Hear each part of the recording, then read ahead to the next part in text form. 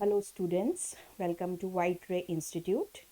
Our topic of discussion for today is mitochondria, and it is a very important topic with regard to your NEET examinations. तो mitochondria को हम समझते हैं। अगर हम prokaryotic cells और यूकैरियोटिक सेल्स दोनों को देखें तो प्रोकैरियोटिक सेल्स वो होते हैं जिनके अंदर मेम्ब्रेन बाउंड ऑर्गेनेलीज नहीं होती। तो माइटोकॉन्ड्रिया प्रोकैरियोटिक सेल्स में आपको नहीं मिलने वाला। It is the feature of कौन से सेल्स? Eukaryotic cells. अब अगर हम माइटोकॉन्ड्रिया को देखें तो आप बचपन से ही पढ़ते आ रहे हो कि mitochondria is also known as the power house of the cell. Now power house of the cell क्यों क्यों बोलते हैं इसको power house of the cell? क्योंकि माइटोकॉन्ड्रिया अगर हम देखें तो mitochondria is the site of it is the site of aerobic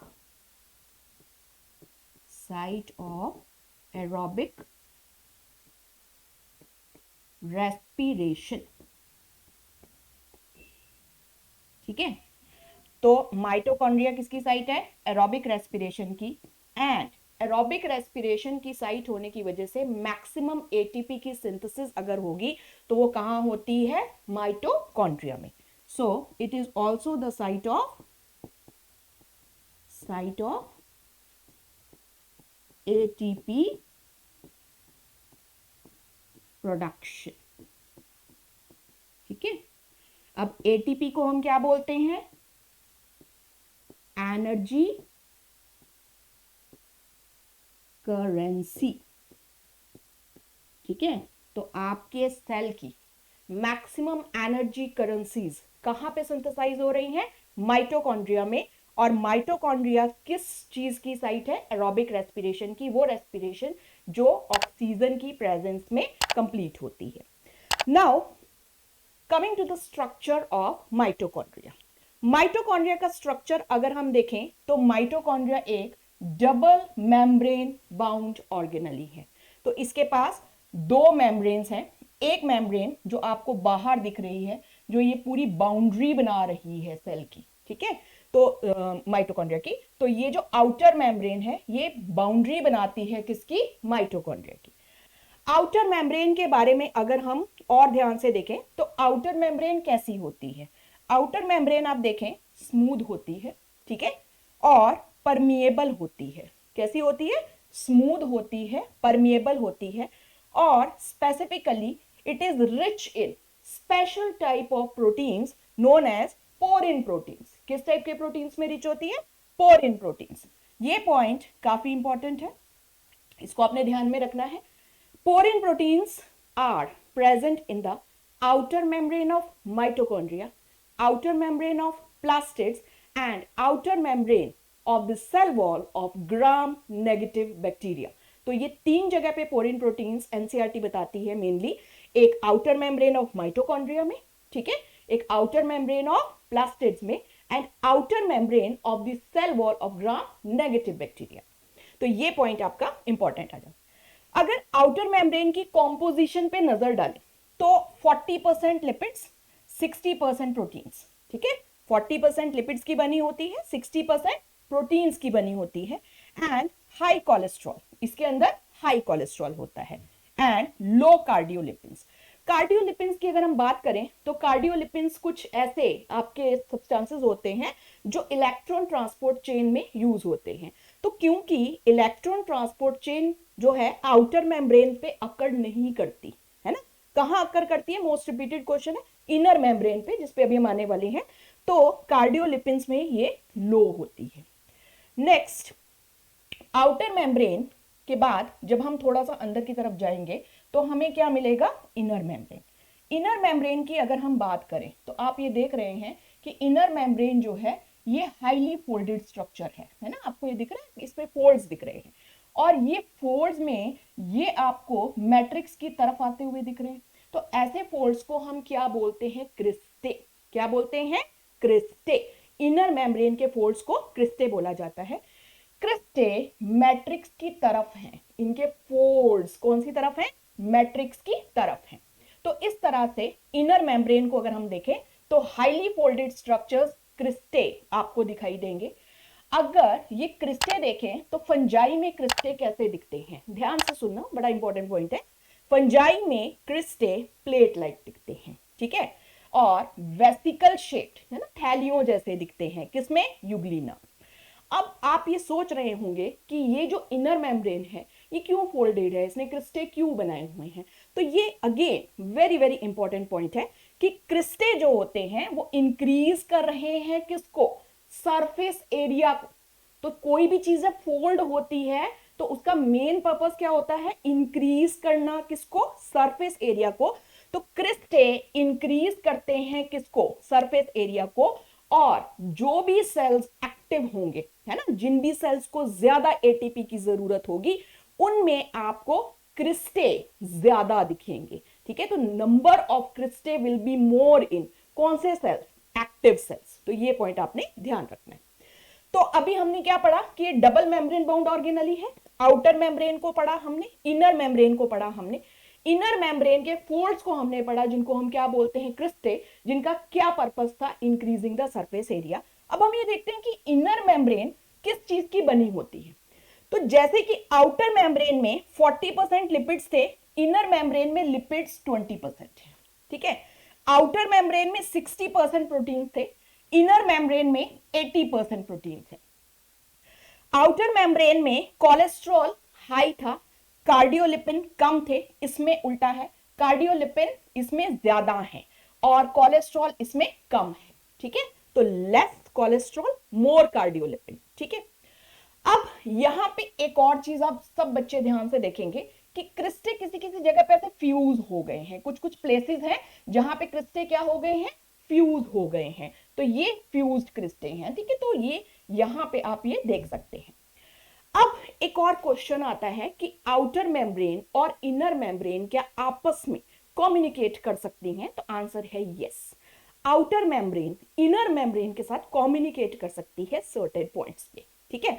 और जिन सर्टेन पॉइंट्स पे आप ये देख रहे हैं आउटर और इनर मेम्ब्रेन के बीच में कांटेक्ट हो रहा है उनको हम कांटेक्ट जोन्स बोलते हैं। क्या बोलते हैं, कांटेक्ट जोन्स या एडहेजन साइट्स, ठीक है। एक बार फिर से हम इसको समझेंगे, आउटर मेम्ब्रेन और इनर मेम्ब्रेन आपस में सर्टेन जगह पे कांटेक्ट कर सकती है ना, और उन जगह को हमने दो नाम दिए, एक कांटेक्ट जोन्स बोल दिया उसको या फिर एडहेजन साइट्स बोल दिया। तो सर्टेन सब्सटेंसेस होते हैं उनको ट्रांसपोर्ट करने के लिए ये कांटेक्ट जोन्स जो होती हैं ये काफी यूजफुल होती हैं। ओके, अब अगर हम बात करें माइटोकॉन्ड्रिया के अंदर, तो क्योंकि आउटर मेम्ब्रेन जिसने बाउंड्री बनाई, इनर मेम्ब्रेन आ गई, तो आउटर और इनर मेम्ब्रेन ने माइटोकॉन्ड्रिया को दो कंपार्टमेंट्स में डिवाइड कर दिया है, दो कंपार्टमेंट्स में, ठीक है। ध्यान से सुने, दो कंपार्टमेंट्स कौन से, ये जो है इसको हम इनर कंपार्टमेंट बोल रहे हैं। इनर कंपार्टमेंट को आप अगर देखें तो इनर कंपार्टमेंट को हम मैट्रिक्स भी बोल सकते हैं, या इनर कंपार्टमेंट जो है ये पूरा पोर्शन जो आपको दिख रहा है, इन क्रिस्टे से सराउंडेड जो पोर्शन दिख रहा है, that is called the inner compartment. Inner compartment बहुत इंपॉर्टेंट पॉइंट है, एनसीईआरटी की लाइन है, क्या मिलेगा इनर कंपार्टमेंट में। तो inner compartment is filled with dense, dense मतलब क्या होता है, गाढ़ा, ठीक है, होमोजेनस सब्सटेंस जिसको हम एक नाम दे देते हैं मैट्रिक्स। क्या बोल देते हैं, मैट्रिक्स। तो ये अंदर जो भी आपको पूरा पोर्शन दिख रहा है दिस इज कॉल्ड मैट्रिक्स या फिर inner compartment. Now can anyone tell me कि माइटोकॉन्ड्रियल मैट्रिक्स की क्या इंपॉर्टेंस है। आप लोगों ने सेलुलर रेस्पिरेशन चैप्टर पढ़ा है, सेलुलर रेस्पिरेशन चैप्टर में ग्लाइकोलिसिस होती है, ग्लूकोज का मॉलिक्यूल ब्रेक डाउन होता है और ब्रेक डाउन होके 2 मॉलिक्यूल्स ऑफ पायरुविक एसिड या पायरुवेट को प्रोड्यूस करता है, कहां पे, साइटोप्लाज्म में, ठीक है। अब पायरुवेट जब बन गया इनकम्प्लीट ऑक्सीडेशन ऑफ ग्लूकोज के बाद, तो अगर उसे कंप्लीट ऑक्सीडेशन के लिए फर्दर जाना है और ऑक्सीजन प्रेजेंट है, दैट मींस एरोबिक रेस्पिरेशन वाला केस है, तो पायरुवेट सबसे पहले कहां आता है? माइटोकॉन्ड्रिया के मैट्रिक्स में आता है। कहां आता है? माइटोकॉन्ड्रिया के मैट्रिक्स में। तो मैट्रिक्स बहुत इंपॉर्टेंट जगह है, क्योंकि यहां पे आके pyruvate undergoes first link reaction and then enters the Krebs cycle. ठीक है, तो अब यहां पे अगेन एक बहुत इंपॉर्टेंट पॉइंट जो एग्जामिनेशन पॉइंट ऑफ व्यू से बहुत ज्यादा इंपॉर्टेंट है कि mitochondrial matrix is the site for both link reaction as well as Krebs cycle in eukaryotic cells, क्योंकि प्रोकैरियोटिक सेल में तो माइटोकॉन्ड्रिया नहीं है। ठीक है, तो यहां पे लिंक रिएक्शन भी होगी जिससे एसिटाइल कोएंजाइम ए बनता है और फिर फर्दर क्या चलेगी? Krebs cycle. अब लॉजिकली अगर ये जगह साइट है किसकी? लिंक रिएक्शन की और किसकी? क्रेब्स साइकिल की। तो जो एंजाइम्स हैं इन प्रोसेसेस से लिंक, वो भी कहां होने चाहिए? माइटोकॉन्ड्रियल मैट्रिक्स में ही होने चाहिए। Now again a very very important point जो आपको नहीं भूलना है, क्वेश्चन आ जाता है कि सेल की 70% एंजाइम्स तो अकेले किसमें मिल जाते हैं? माइटोकॉन्ड्रिया में। तो 70% of cells enzymes are found in mitochondria and mostly are present in the matrix region. ठीक है, and this was the site of link reaction and Krebs cycle. Okay, again Krebs cycle जब matrix में हो रही है तो आप सबने क्रेब्स साइकिल पढ़ी हुई है, और वहां के लिए हमें एक चीज याद रखनी है कि क्रेब्स साइकिल के सारे एंजाइम्स कहां होते हैं? मैट्रिक्स में, एक्सेप्ट वन। एक एंजाइम ऐसा है, किसका? क्रेब्स साइकिल का, जो आपको मैट्रिक्स में नहीं मिल रहा। कहां मिल रहा है? क्रिस्टे के ऊपर जुड़ा हुआ है। मैट्रिक्स के अंदर ना मिलके किस पे जुड़ा हुआ है? क्रिस्टे पे जुड़ा हुआ है।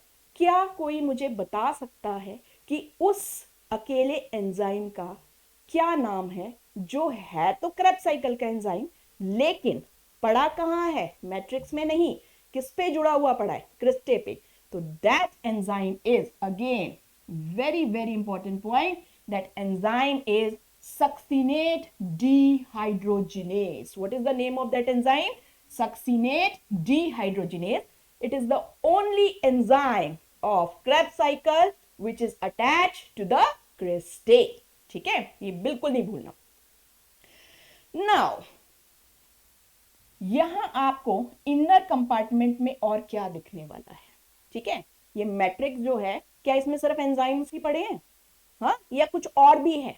तो अगर आपको एक चीज याद में दिलाऊं, माइटोकॉन्ड्रिया और प्लास्टिड्स को हम एक और नाम से जानते हैं।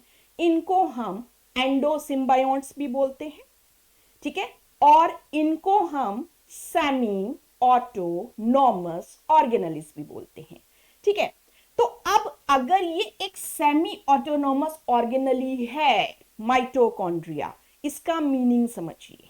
सेमी ऑटोनॉमस ऑर्गेनेली का मीनिंग ये है कि माइटोकॉन्ड्रिया जो है वो अपनी खुद की डीएनए, अपनी खुद की आरएनए, अपने खुद के राइबोसोम्स लेके बैठी है और अपने खुद की प्रोटीन सिंथेसिस कर सकती है। साथ ही साथ ये अपनी number of copies within a cell increase कर सकती है।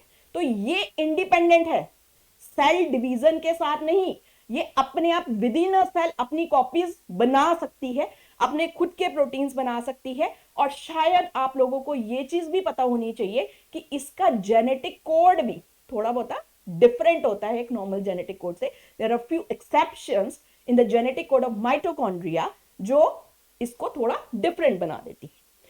तो सेमी ऑटोनॉमस ऑर्गेनेली है, और अगर माइटोकॉन्ड्रिया चाहती है, अब सोचो कोई सेल है, ठीक है, उसको ज्यादा माइटोकॉन्ड्रिया की जरूरत है, या हम एक पैसिव अपनी जो पैसिव टाइप की लाइफस्टाइल है उसको छोड़ के मैं कहती हूँ मैं एक्टिव होने जा रही हूँ, मैं एक एथलीट बनने जा रही हूँ, है ना।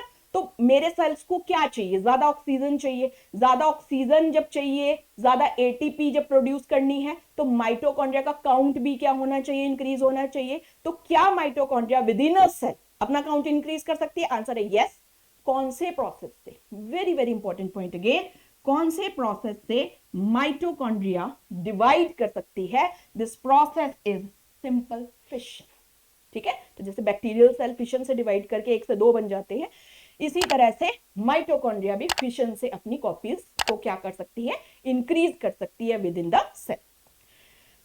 माइटोकॉन्ड्रिया के पास उसके खुद के राइबोसोम्स हैं। अब यहां again very very important point है कि माइटोकॉन्ड्रिया है तो ऑर्गेनली किसकी?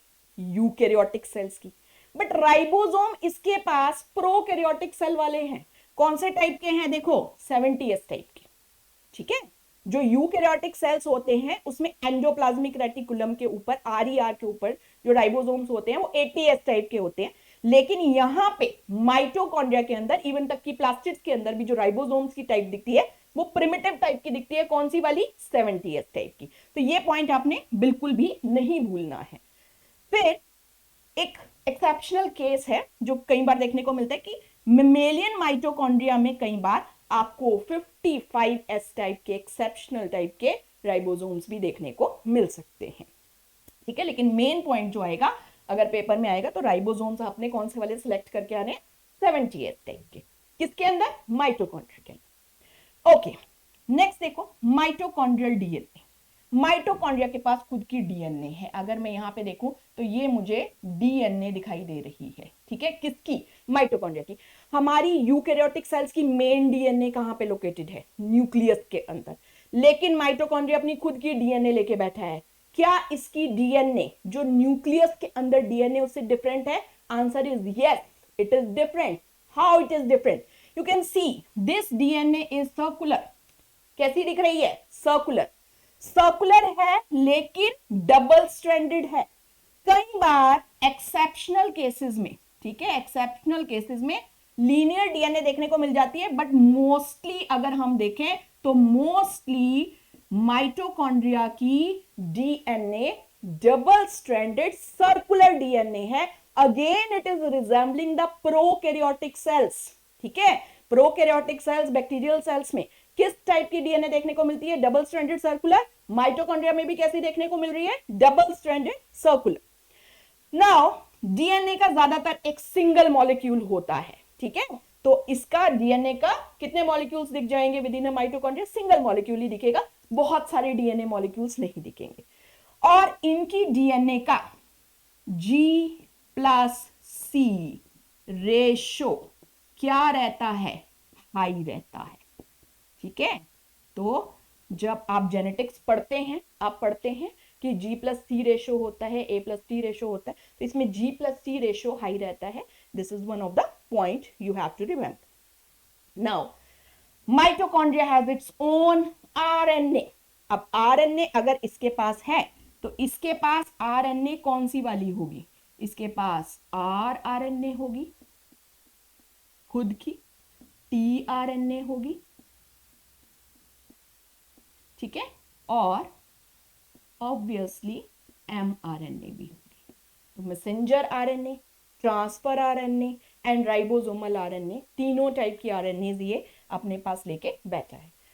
जब प्रोटीन सिंथेसिस करनी है किसने? माइटोकॉन्ड्रिया में। अब आपको पता है एंजाइम्स बेसिकली किस नेचर के होते हैं? एंजाइम्स आर बेसिकली किस चीज के बने होते हैं? प्रोटीन्स के बने होते हैं। तो इसको अपने खुद के एंजाइम्स अगर सिंथेसाइज करने हैं या उसने खुद के प्रोटीन्स अगर सिंथेसाइज करने हैं तो mRNA के ऊपर बहुत सारे राइबोसोम्स जुड़ जाते हैं और पॉलीजोम्स बनाते हैं। तो ये पॉलीजोम्स आपको जो प्रोटीन सिंथेसिस वाला फेस में mRNA के ऊपर राइबोसोम जुड़ रहे हैं, प्रोटीन सिंथेसिस को शो कर रहा है फेस, वो आपको देखने को मिल जाता है किसमें? माइटोकॉन्ड्रिया में। माइटोकॉन्ड्रिया का स्लाइटली डिफरेंट जेनेटिक कोड है, ये पॉइंट मैं आपको पहले बता चुकी हूं। ठीक है, तो आपको ये पता लगा कि मैट्रिक्स एक होमोजीनस जो आपकी मैट्रिक्स है उसके अंदर ढेर सारे एंजाइम्स हैं। 70% सेल के एंजाइम्स माइटोकॉन्ड्रिया के अंदर होते हैं। ये अपनी खुद की डीएनए, अपनी खुद की आरएनए, अपने खुद के राइबोसोम्स जो है रखती है, अपनी खुद की कॉपीज बना सकती है। क्या करके? फिशन करके। आई थिंक यहां तक आप सबको ये चीजें क्लियर हो गई होंगी। नेक्स्ट हम एक और चीज पे आते हैं कि कई बार हम देखें कि माइटोकॉन्ड्रिया में यहां क्रिस्टे के ऊपर आपको ये बल्ब लाइक सब्सटेंसेस दिख रहे हैं बल्ब लाइक सब्सटेंसेस। अब आप एक चीज पहले मुझे बताएंगे कि अगर हम बात करते हैं सेलुलर रेस्पिरेशन की, तो सेलुलर रेस्पिरेशन में एरोबिक रेस्पिरेशन जो थी उसके हमने 3 मेन फेसेस किए थे। पहला फेज था ग्लाइकोलिसिस, ग्लाइकोलिसिस के बाद पायरुवेट बना, पायरुवेट कहां एंटर कर गया, माइटोकॉन्ड्रियल मैट्रिक्स में, वहां पे उसने लिंक रिएक्शन की, वहां पे उसने क्रैब्स साइकिल की, बाद में वो किधर जाएगा, ईटीसी पे, इलेक्ट्रॉन ट्रांसपोर्ट चेन पे, ताकि वहां पे ऑक्सीडेटिव फॉस्फोराइलेशन से, ठीक है, केमी ऑस्मोटिक एटीपी की सिंथेसिस हो। अल्टीमेटली एम क्या है कि एटीपी की सिंथेसिस करानी है, ठीक है। तो आप लोगों ने ईटीसी पढ़ा हुआ है अच्छे से। ईटीसी जो है वो उसकी साइट क्या है, उसकी साइट है इनर मेम्ब्रेन ऑफ माइटोकॉन्ड्रिया। तो where does ETC occurs, ETC occurs on the inner membrane of mitochondria.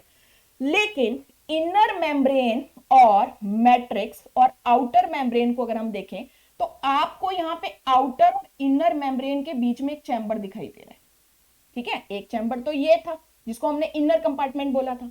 अब एक आपको ये चैम्बर दिखाई दे रहा है जो कहां है, ध्यान से सुनो, आउटर मेम्ब्रेन और इनर मेम्ब्रेन के बीच वाला चैम्बर। इस चैम्बर को आउटर कंपार्टमेंट बोलते हैं। क्या बोलते हैं, आउटर कंपार्टमेंट।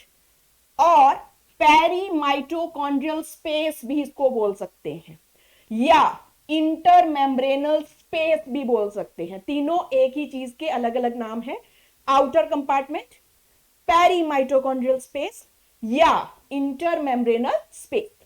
इसकी क्या इंपॉर्टेंस है बेटा, ऐसा है कि जिस टाइम ईटीसी चलेगी तो ईटीसी के अंदर जो इलेक्ट्रॉन कैरियर्स होते हैं वो तो आपकी इनर मेम्ब्रेन के ऊपर होते हैं सिचुएटेड, और वो इलेक्ट्रॉन्स एंड प्रोटॉन्स जो आपके NADH और FADH के टूटने से रिलीज हुए हैं, उन इलेक्ट्रॉन्स को उनकी हाई एनर्जी से कहां लेके जाते हैं, लो एनर्जी पे। साथ ही साथ प्रोटॉन्स की पंपिंग भी होती है।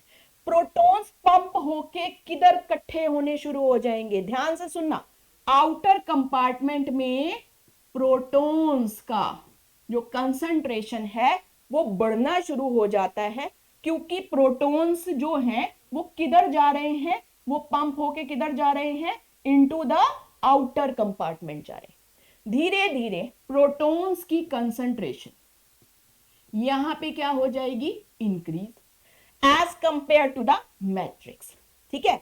और प्रोटॉन्स की कंसंट्रेशन जब ज्यादा हो जाएगी आउटर कंपार्टमेंट में, तो इस कंसंट्रेशन ग्रेडियंट को तोड़ा जाता है और इनको आउटर कंपार्टमेंट से वापस भेजा जाता है, किस में, मैट्रिक्स में, थ्रू एटीपी सिंथेटेस एंजाइम, ठीक है, जिसको हम कॉम्प्लेक्स 5 भी बोलते हैं, जिनको हम ऑक्सीजोम्स भी बोलते हैं, जिनको हम F0 F1 पार्टिकल्स भी बोलते हैं।